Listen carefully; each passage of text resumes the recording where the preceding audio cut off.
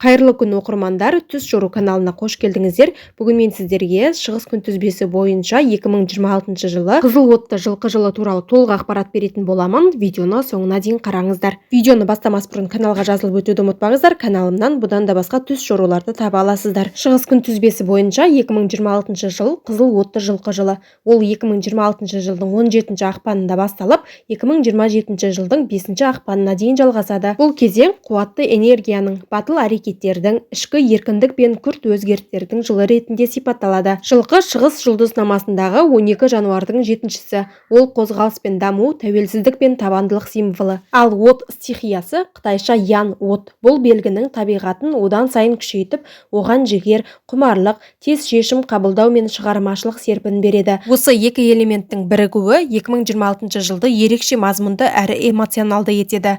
Қытай астрологиясында жылқы жылы әр 12 жыл сайын қайталанады. Бұған дейінгі жылдар 1930, 1942, 1954, 1966, 1978, 1990, 2002, 2014, 2026 жыл. Осы циклдегі келесі қызыл отты жылқы жылы. Алдағы жылқы жылы 2038 жылы болады, бірақ ол басқа элементпен байланысты болады. Қызыл отты жылқы жылы көбіне бастамалар мен өзгерістердің кезеңі ретінде қарастырылады. Бұл уақытта кәсіби саланы өзгерту, жаңа жобалар бастау, көшбасшылық қасиеттерді дамыту үшін қолайлы жағдай қалыптасады. Адамдар дербес шешімдерге көбірек барады, жеке еркіндікке ұмтылады, тәуекелден қорықпайды. Бірақ жыл эмоциялық тұрғыдан күрделі болуы мүмкін. Шабыт пен қуаттың артуы қатар жүріп, күйзеліске бейімділікті де күшейтеді. Сол себепті ішкі тепе-теңдікті сақтау, артық күш түсірмеу, сезімге берілмеу маңызды. Мамандар бұл жылы оқу біліктілікті арттыру, тіл меңгеру, жаңа дағдылар игеру үшін өте қолайлы уақыт деп есептейді. Жылқы қозғалысты білдіретіндіктен саяхаттар мен орта ауыстыру да оң әсерін тигізуі мүмкін. Жалпы алғанда 2026 жылы белсенділік, еркіндік және жаңғыру уақыты. Ол шешімді әрекет етуге итермелейді,